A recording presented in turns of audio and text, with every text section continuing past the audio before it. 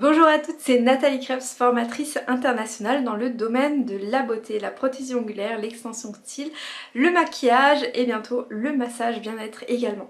Alors je me suis dit que ça pourrait être intéressant d'avoir finalement que vous ayez mon retour sur des poses d'autres prothésistes dans le monde, donc voilà, que ce soit aux États-Unis, en Russie, en Espagne, voilà, il y a beaucoup de choses qu'on voit sur YouTube et souvent on peut se dire est-ce que la personne travaille bien, donne des bons conseils ou au contraire il ne faut pas du tout les suivre. Donc je me suis dit que ça pourrait être intéressant d'avoir mon retour sur des vidéos d'autres prothésistes dans le monde et voir ce que j'en pense. Donc voilà, si vous aimez ce type de format, n'hésitez pas à me le dire dans les commentaires. Je pense que ça peut être vraiment très formateur pour vous aussi d'entendre mes conseils par rapport à d'autres poses.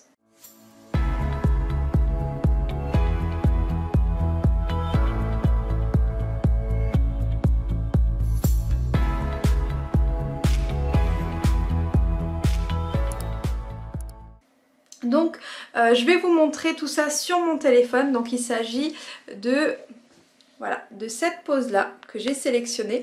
Donc c'est vraiment une pose aïe aïe aïe. Donc déjà il faut savoir que cette personne, donc c'est un homme, un prothésiste ongulaire, qui s'appelle Alexander Stepanov. Voilà. Il fait beaucoup de vues justement avec des poses... je vous laisse juger, voilà. Relativement sale, très mal faite, enfin voilà. Je pense, déjà je vais analyser sa miniature, je pense qu'en fait il fait en sorte de vraiment salir ses poses avant de les faire, puisque finalement dans la vidéo après, alors je vais éteindre le son, hein, c'est pas aussi catastrophique que ça, et dès qu'il désinfecte on voit très bien que voilà. Donc tout ça c'est bien sûr pour les vues, pour qu'on ait envie de regarder, mon dieu, les ongles catastrophiques. Donc je passe les pubs. Voilà, ça nous intéresse pas. Donc là déjà tout de suite on voit, alors je vais vous mettre l'image juste ici hein, en même temps. Donc là on voit déjà que ben, c'est un peu moins catastrophique quand même que, que ce qu'on voyait. Bon c'est quand même pas mal hein. Wow. La personne a dû bien se faire mal. Alors là vous voyez sur le majeur que... ouais, alors là il désinfecte, hein. Tant mieux. Enfin il désinfecte, oui, il passe le cleaner, en tout cas il nettoie. Ah non, il passe un dissolvant. Ok, bon.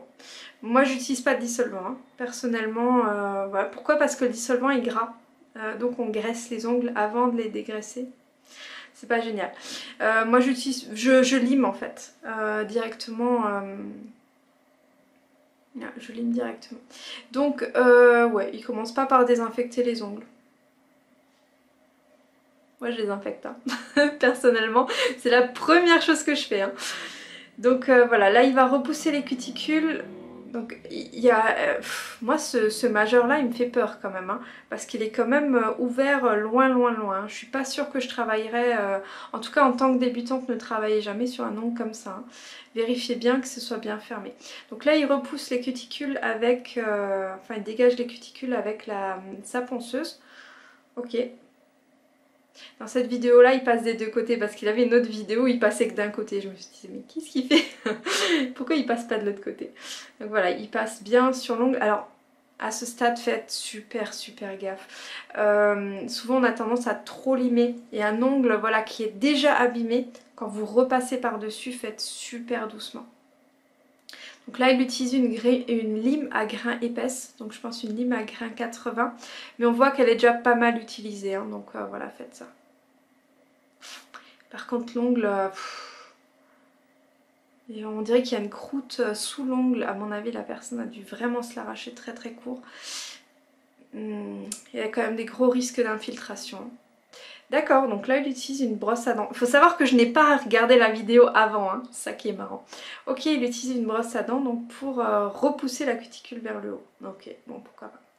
Là il coupe la cuticule en sachant que en tant que non esthéticienne, c'est-à-dire si vous n'avez pas le CAP, vous n'avez pas le droit de couper les cuticules. Hein.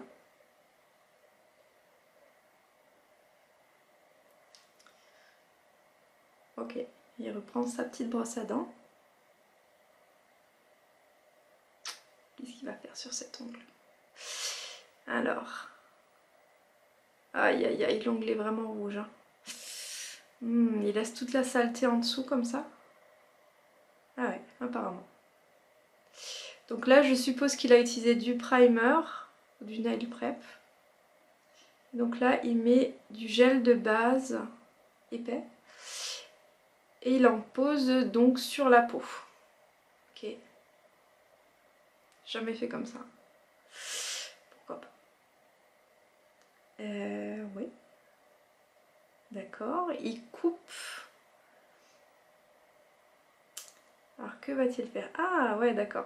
Donc il a coupé, il a décollé, c'est ingénieux ça. Je sais pas si je l'aurais fait, autant utiliser un chablon, mais pourquoi pas.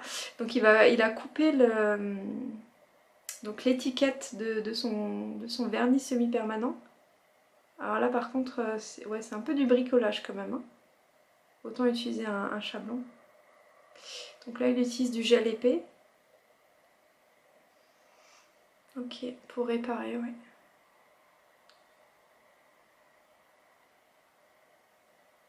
Par contre, il rallonge beaucoup, hein. Comparé à la plaque de l'ongle. Moi, j'aime pas rallonger tant que ça. Quand c'est vraiment cassé court, quand ça a déjà cassé... Encore une fois, hein, moi, je suis pas sûre que j'aurais travaillé sur cet ongle. Ouais, alors là, par contre, pour moi, il y a une erreur. C'est qu'il n'a pas bien mis le gel bien des deux côtés et il commençait déjà à couler sur un des côtés avant qu'il catalyse. Donc là je comprends pas bien ce qu'il essaye de faire.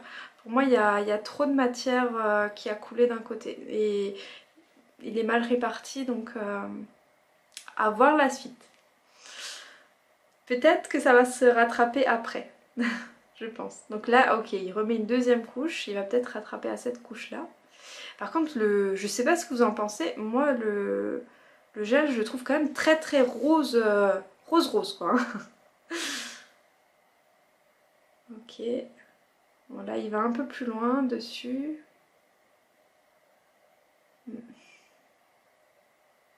Ouais, vous voyez, pour moi il y a un problème là. C'est vraiment typique. C'est quand on a un chablon qu'on ne recoupe pas sur les côtés, ça va faire un petit bourrelet sur le côté. Et en fait ça va casser très très vite à cet endroit là. Et même après il va falloir le relimer, ça va pas être très très beau. Et il remet encore une couche de gel par dessus. D'accord. Oui ben, ça risque pas de bouger. Hein. Il y a de la matière. Enfin quoique ça risque pas de bouger, c'est pas juste ce que je vous dis parce que plus il y a du gel et plus l'effet de levier va être important. Hein. Alors moi je n'ai rien sur mes ongles hein, puisque j'ai un petit bébé de 4 mois. Ouais, c'est très très très épais. Ok. Donc là à mon avis ce qu'il va faire, voilà, il raccourcit et ensuite à mon avis il va l'amincir par en dessous. Ouais. Je trouve que ça fait beaucoup de boulot qui pourrait être fait de manière beaucoup plus simple hein, quand même.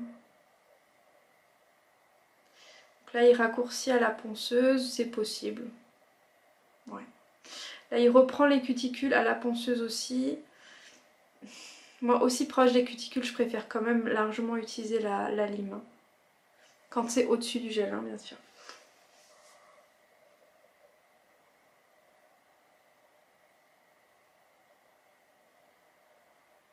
Parce qu'il est déjà passé avec la ponceuse près des cuticules avant. Donc là il repasse près des cuticules une deuxième fois. Surtout en tant que débutante vous risquez surtout de bien abîmer les cuticules. Hein, donc faites attention. Ok, il passe pas mal de temps.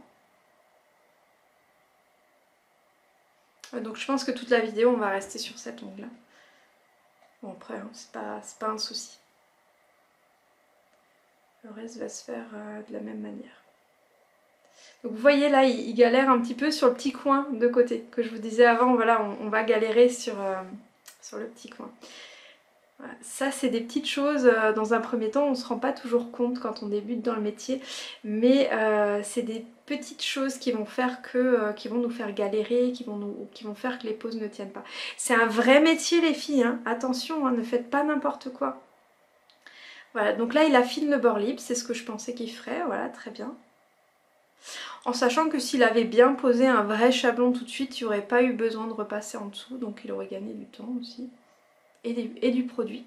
N'oubliez pas les économies, hein, on peut économiser des produits en mettant moins. Là ça fait de la poussière en plus, du produit gâché, du temps de catalyse de perdu, etc. Bon. Ah, par contre, ouais, ok, il met une photo de lui torse nu. Alors je sais pas, est-ce que c'est des pubs ou... Alors je sais pas, c'est très bizarre. Des photos torse nu d'un homme qui faisait des grillades. Ok, très bien. Bon, je n'entends pas les commentaires, donc de toute façon, voilà, je n'allais pas vous traduire, hein, je donne mon avis sur la pose. Donc là, il repasse sur les côtés. Donc là, voilà, avec la lime, il enlève le petit bout de côté. Par contre, pour moi, l'ongle part de travers. Hein. Je sais pas ce que vous en pensez, mais pour moi, il est plus limé du côté gauche de la vidéo que du côté droit. Alors moi, ah ça y est, il rattrape un petit peu. Moi je corrige, en fait lors des formations je corrige toujours en vidéo et en photo, donc on m'appelle œil de lynx parce que je vois vraiment tous les petits détails. Donc ça vraiment hein, ça vient avec l'entraînement, moi ça fait 15 ans que je fais ce métier, donc forcément voilà, je peux corriger sur photo, sur vidéo, ça me pose aucun problème, mais une personne qui serait pas depuis si longtemps, voilà, ce serait quasi impossible. Ok, donc là il lime pour bien créer voilà, l'arche. Enfin l'arche, le séquin. Son apex quoi. Pour moi, ouais, je sais pas. À moins que c'est la vidéo qui donne cet effet. Ah non, là ça a l'air un peu plus droit. Et il recoupe encore une fois la peau. Alors ça je l'ai déjà vu dans une autre vidéo qui recoupait plusieurs fois. En plus il fait des petits mouvements avec sa pince, il tire un petit peu. Le problème avec ça c'est que si on a mal coupé et qu'on tire, on risque d'arracher un petit peu la peau et qu'elle s'ouvre. En fait en tant que non esthéticienne, et là il fait en plus encore voilà, avec le petit embout, il passe beaucoup sur les cuticules. Hein. Pour moi beaucoup trop, hein, personnellement. Parce que voilà, faut quand même faire attention à ça. Hein. Logiquement, si vous travaillez bien, que vous ne mettez pas du gel partout, il n'y a pas besoin de repasser dans les cuticules. Hein. Ça, on l'apprend vraiment dans la formation à travailler tout de suite bien. Parce que vous imaginez le temps qu'il perd à retravailler 4 fois ses cuticules. Voilà. Bon, il passe encore une fois avec sa brosse à dents. C'est peut-être une bonne astuce la brosse à dents finalement. Hein. C'est pas trop, ça fait pas très pro, mais pourquoi pas puisqu'il faut voilà, des poils un peu épais. Moi j'aime bien passer quand même avec le cleaner. Hein. Moi je l'ai pas vu passer une fois le cleaner. Ça m'inquiète un petit peu quand même. Hein. Le cleaner c'est en fait de l'alcool plus de l'eau qui va permettre de désinfecter, voilà, de désinfecter, d'enlever le film de dispersion aussi. Alors j'utilise pas en tant que désinfectant hein, le cleaner, j'ai un désinfectant main matériel que vous retrouvez d'ailleurs sur le site Your Nails et donc du coup moi le cleaner j'utilise plusieurs fois dans la pose pour justement enlever le film de dispersion et pour enlever la poussière. Voilà, comme ça plus vous l'utilisez et plus en fait vous évitez les infiltrations, les choses comme ça. Donc là il passe avec un gel plus rosé par dessus. Mais par contre moi ce qui m'embête c'est qu'on voit encore beaucoup l'ongle naturel en dessous. Donc ça fait non seulement rose, très rose, mais en plus de ça on voit encore la plaque. Moi je préfère largement utiliser un gel de camouflage qui va, par exemple un des gels que j'utilise, que vous retrouvez sur le site, qui va permettre à la fois de rallonger, de camoufler, de tout faire en fait. On peut faire du rallongement, de la construction, du camouflage avec un seul produit, une seule étape. Donc on gagne du temps.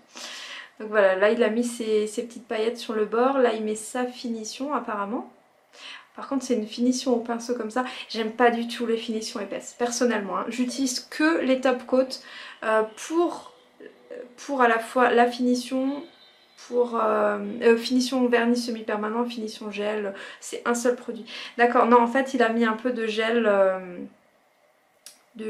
transparent par-dessus ces paillettes pour pouvoir ensuite faire du one stroke. Donc le one stroke c'est une technique, donc comme vous voyez là, il mélange en fait plusieurs couleurs pour faire un dégradé, pour faire des petites fleurs en dégradé. Ça on le voit aussi dans la formation. Voilà, donc là, il veut peut-être faire un papillon je pense. Oui, ça doit être ça. Donc là il fait des ailes de papillon. C'est une technique vachement sympa, moi j'aime beaucoup. Par contre elle demande quand même pas mal de maîtrise. Hein.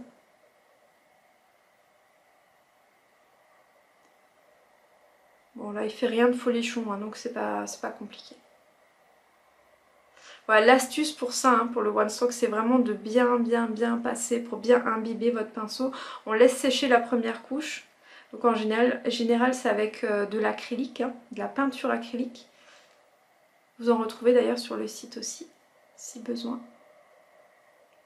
Et voilà.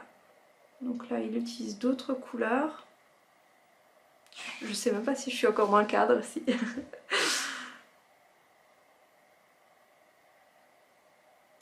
Donc là, qu'est-ce qu'il va faire?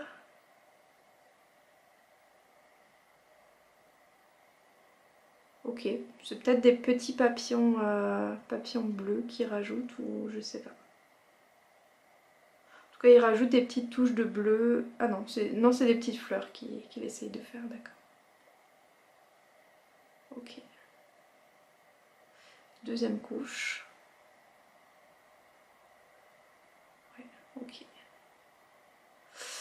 Non, il mélange le vert, le jaune et le rouge pour faire une autre couleur. Ok, c'est du vert foncé. Petite astuce, avec les vernis semi-permanents que je propose, vous pouvez aussi mélanger plusieurs vernis semi-permanents et ça vous fait des couleurs particulières, des couleurs vraiment juste... voilà, totalement personnalisable pour vos clientes. Ça peut être une super astuce pour justement vous différencier, de proposer justement des couleurs sur mesure. Donc voilà, là avec un pinceau fin de nail art, il va donc repasser sur les contours. Ça encore une fois, voilà, c'est quelque chose d'assez classique. Ça vous pouvez le faire, donc si vous utilisez comme là de l'acrylique, faites-le avec l'acrylique aussi.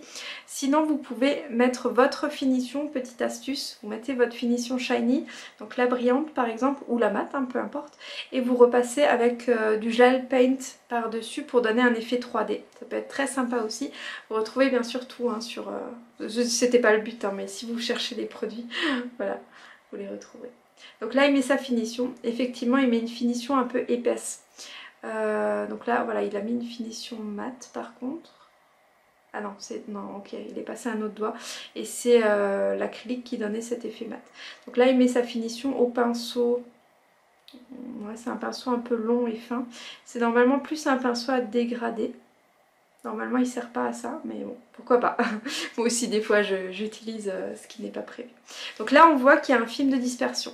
Par exemple sur les top coats que j'utilise, il n'y a pas de film de dispersion. Donc le brillant est beaucoup plus brillant que sur les finitions en général. Pas toujours, mais en général c'est beaucoup plus brillant. Donc là il utilise justement du gel paint, je vous en parlais avant, pour avoir un petit effet en 3D. Donc là il fait le centre avec l'effet 3D. Donc là on voit la main avant qui était assez catastrophique et la main après qui est quand même au final plutôt sympa. Voilà, le résultat est pas mal.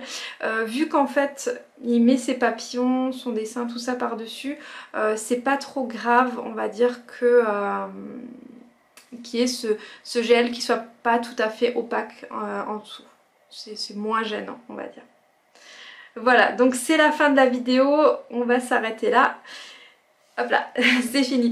Donc voilà, j'espère que vous aimez ce type de vidéo où je commente un petit peu les vidéos d'autres prothésistes. Est-ce que ça vous aide? Je vous donne mes petites astuces que normalement je ne donne que en formation. Donc voilà, si vous aimez ce format-là, dites-le moi dans les commentaires.